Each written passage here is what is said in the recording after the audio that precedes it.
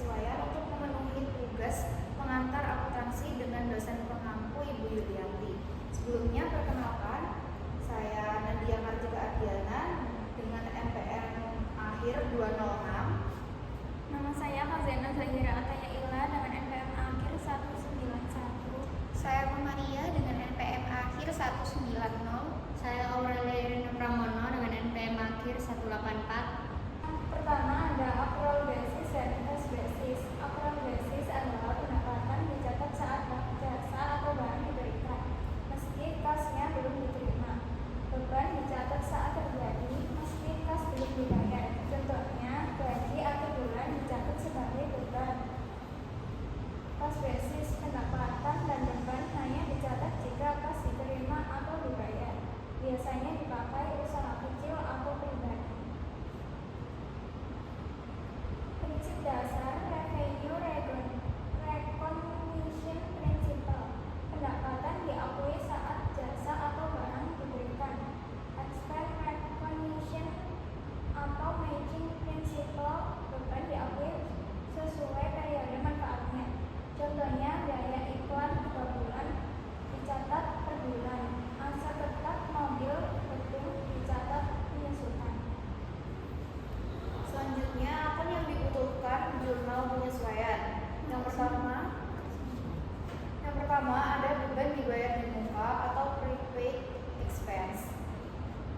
Sudah dibayar dan jasa belum diterima. Contohnya, sewa dibayar di muka, asuransi dibayar di muka, dan iklan dibayar di muka.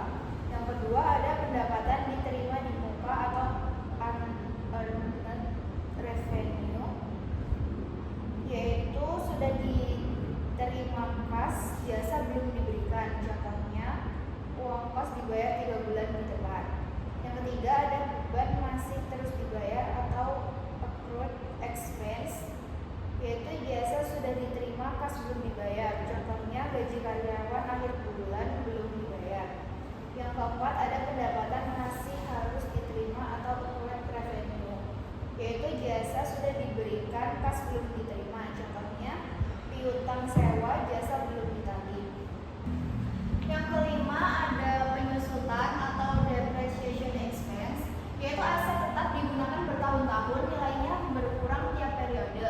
Contohnya ada mobil yang dibeli senilai 240 juta.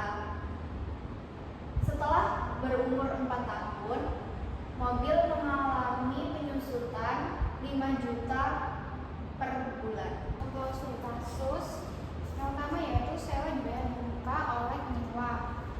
Bayar 1,5 juta untuk 3 bulan. Pencatatan di jurnal awalnya adalah sewa dibayar di muka di sisi debit, mengulangi kas di sisi kredit.